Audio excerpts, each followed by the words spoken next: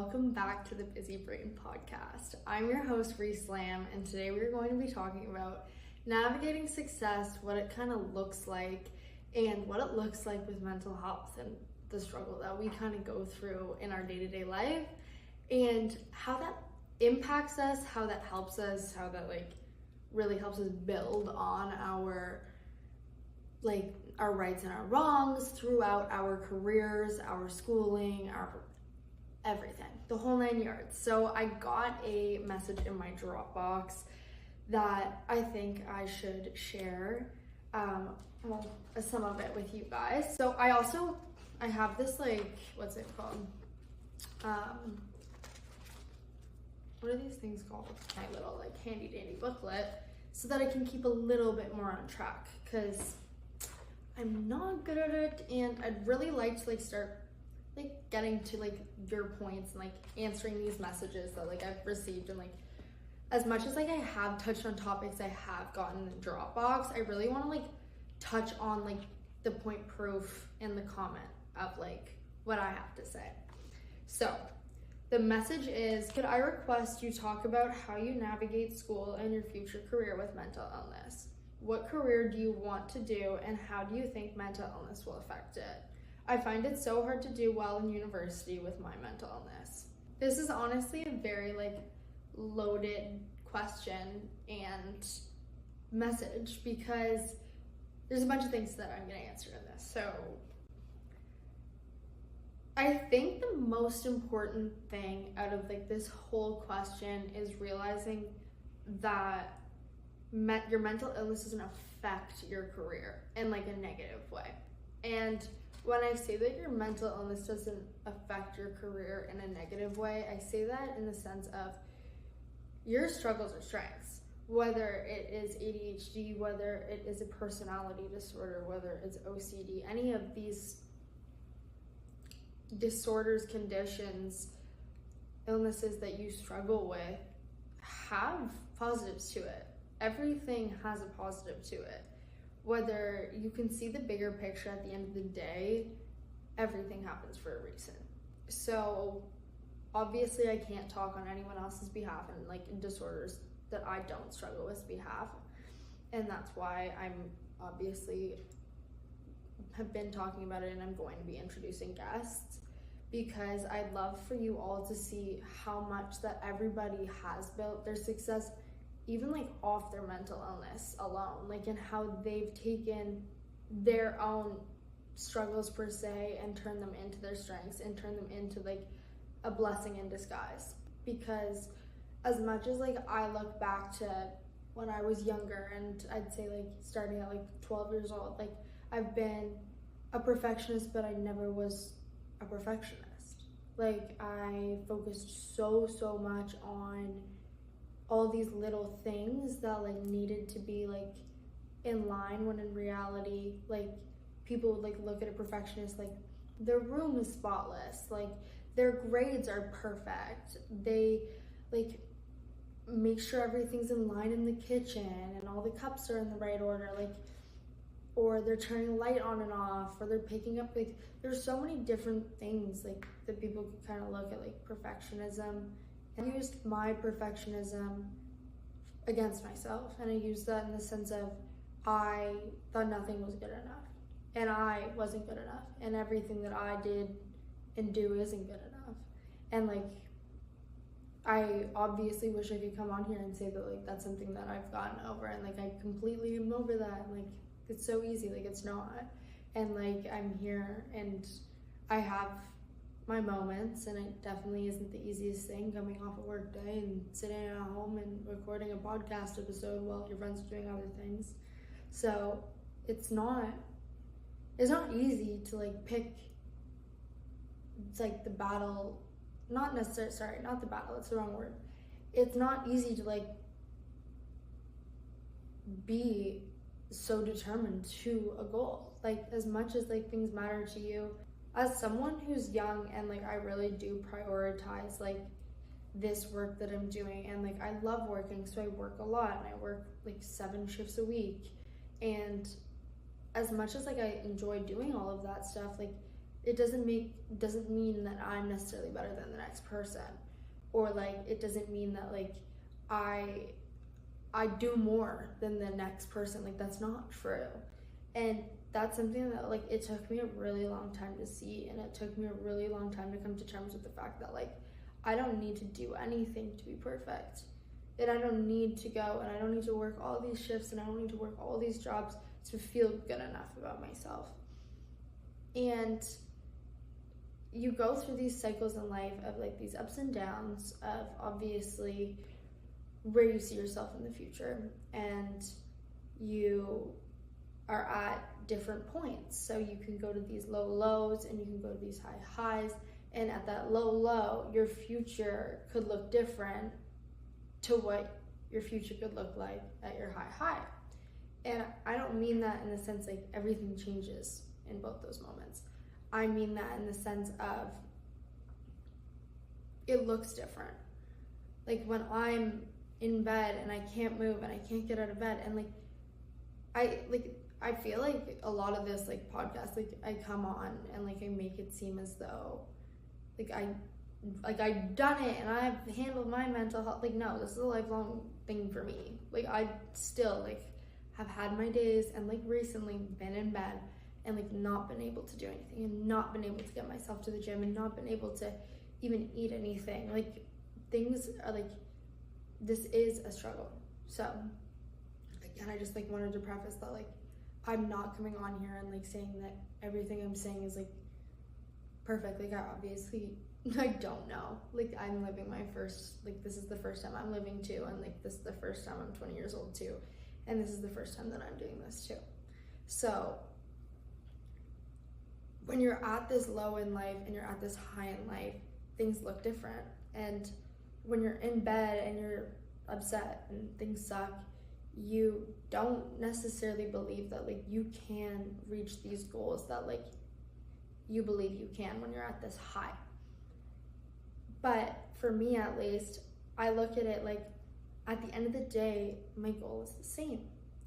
And as much as my goal has changed over time, and I'll get into my first year of university and kind of how much my brain shifted and how much I like changed what I wanted to do in life, but it's a very complex thing to understand, is that your goals in life are always going to change, but they're always going to stay the same. And at the end of the day, your goals in life are what you feel as though you want to accomplish and what you can accomplish and what you want to achieve and what means the most to you and what you're most passionate about. So even if they do change, it doesn't mean that they're any different or any better. So like, if you were going to put that into a perspective like in the university world and put that into maybe you're just getting out of university, you just finished a degree, and you don't want to do that anymore. You have no desire to do business, not even a little bit. You don't even want to look at a fucking business book again. But nursing looks really cool to you, and you want to be a nurse, and that looks like the absolute best thing to you, and that is what you're passionate about. And at the end of the day, if that is what you decide and that's what you follow through on, changing that goal in life, that doesn't matter. You have one life. You don't need to stay where you're not happy. You're allowed to go out of your comfort zone. You're allowed to experience new things because it's your choice. You're the only person who needs to make this decision. Yeah, there's external factors to a decision for sure, but again, at the end of the day, it's all up to you. And realizing that it's all up to you is huge, because you can really like take that decision and run with it. And if you want to pick up and go and change your whole degree in school, you can do that. If you want to go and backpack for a semester, you can do that. If that is what you have your own life, you have full control over it. So it's a difficult position to put yourself in and realize that like these goals are achievable and you can do it, and it's up to you to do that. And all these things that you could say that like are holding you back from doing it, and it's not your fault, like you can do it. Well, like if you're like sitting here in Canada and you're like, I want to be the president of the United States, like, and you're Canadian, like I don't really know what to tell you, but like realistically, the things that you want to achieve and the things that you're most passionate about, you can do it. Like, simple as that. If you put your mind to it, you can do it. So let's go back to the book. And I really want to talk about like my first year in university and like kind of how like I shifted my perspective, and like I'll talk about that in the same kind of light as what I was talking about with changing careers or degrees in university. My first year of university was obviously something that was different to me and different to everybody. First year of university is a huge change from high school to university. Whether you're staying at home, whether you're going away, it's still very different.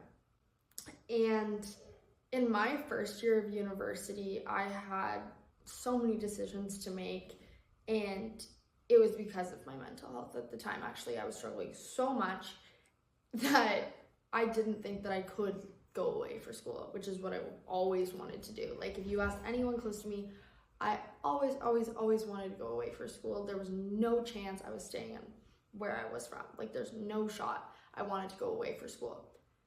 Like not like anything against where I'm from, but I'm saying in the sense like I wanted to experience something different. Like I wanted to see something new for university and go away with my friends and experience that with my friends.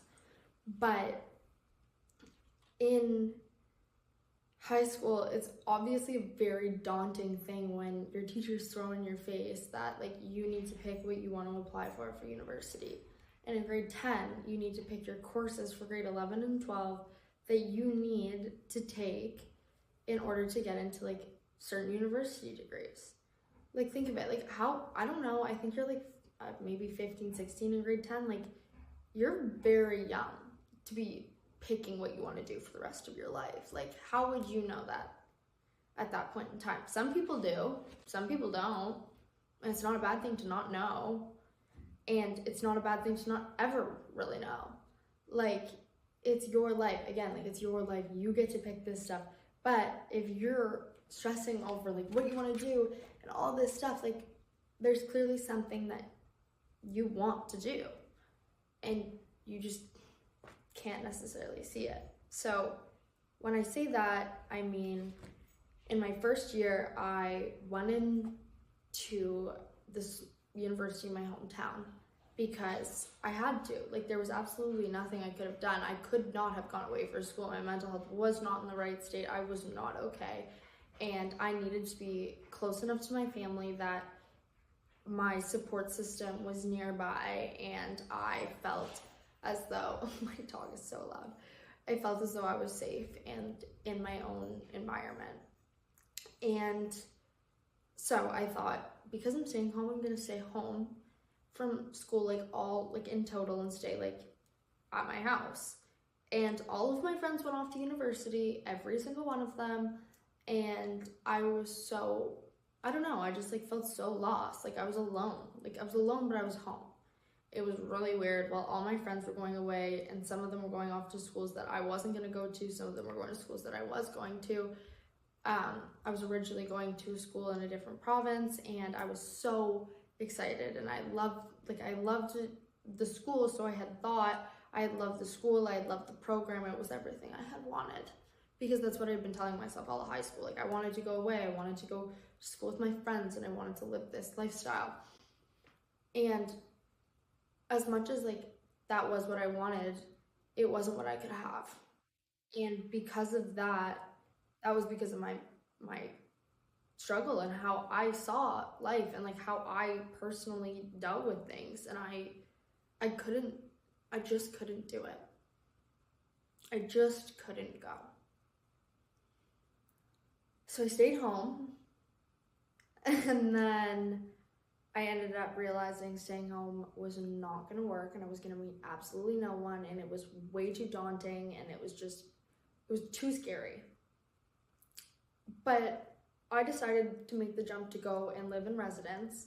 I knew a few people on campus who lived in residence, but no one that like had a room open that I could like roommate with, like nothing. Like I had to put in a whole like random roommate request and like get in a late room, and just like they put me anywhere that could work.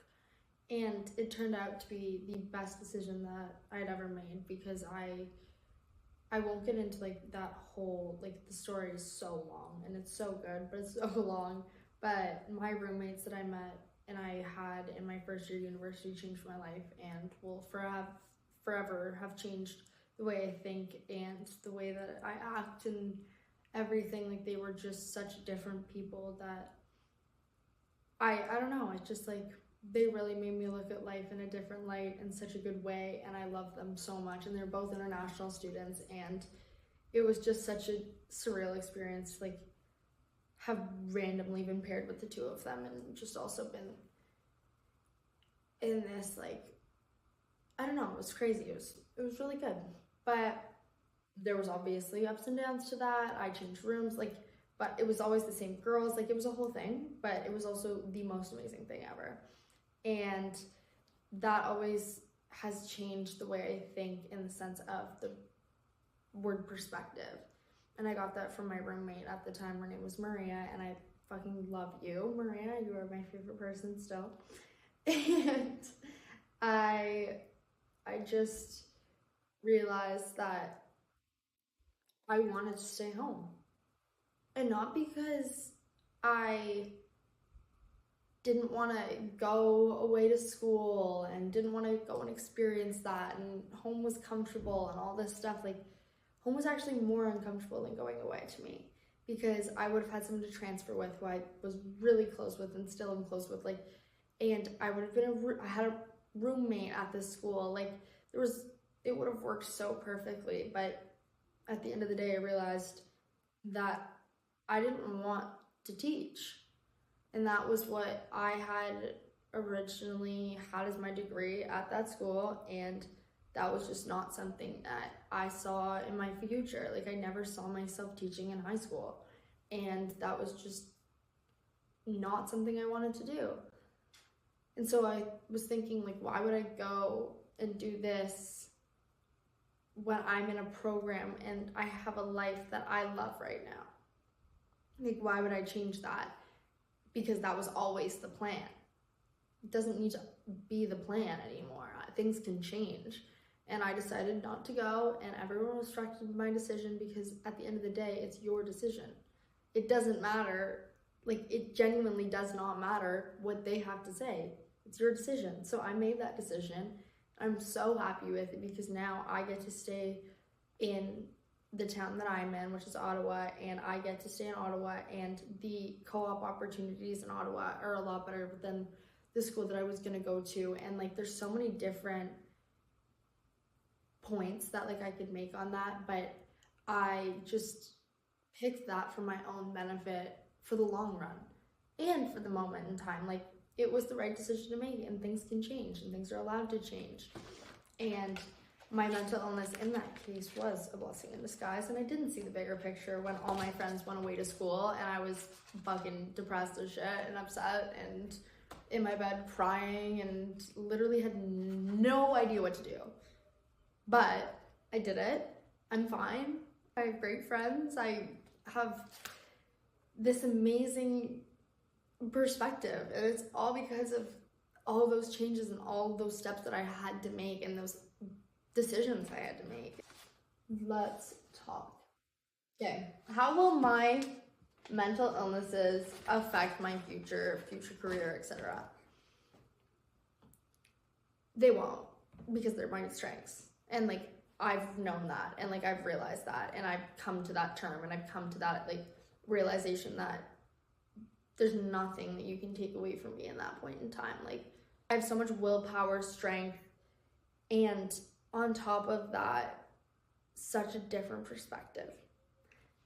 And having a different perspective and being able to put yourself into other people's shoes, I think will be such a beneficial thing into what I am passionate about. And what I'm passionate about is talking to people and hearing them and actually genuinely hearing them and trying to understand where they're coming from. And if I can't, just be there and give the advice that I can give in those moments in time and hear them and build off of what they've gone through and learn from them, and really just take every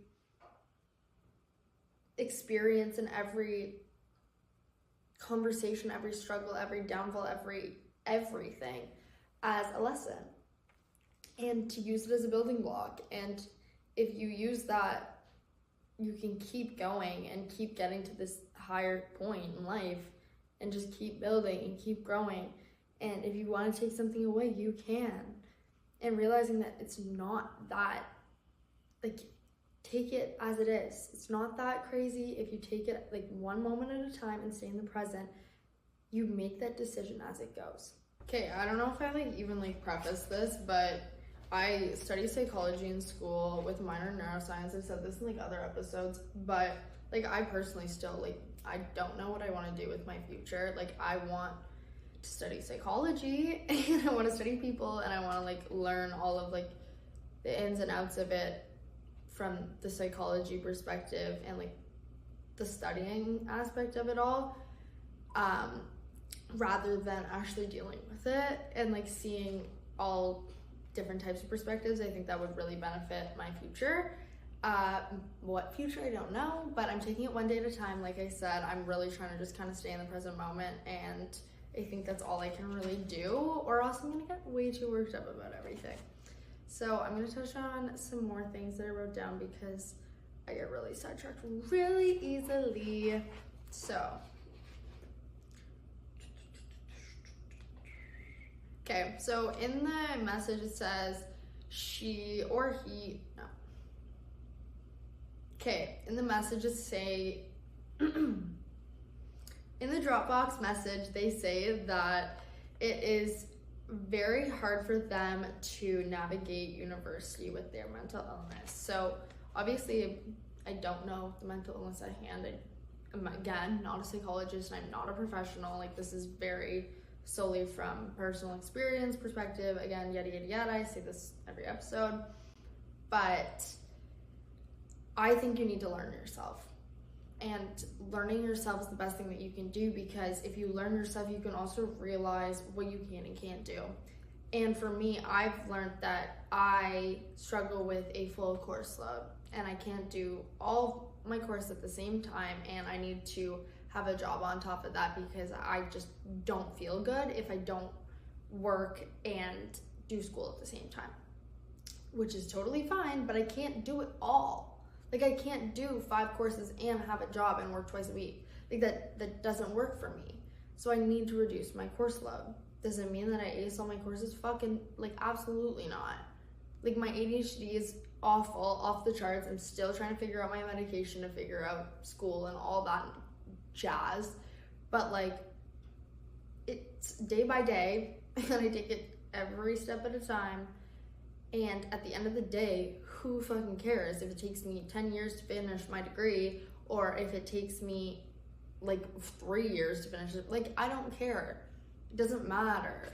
It's your life, it's not theirs. So it's up to you. You take your time, you give yourself the grace that you need, do what you need to do. So,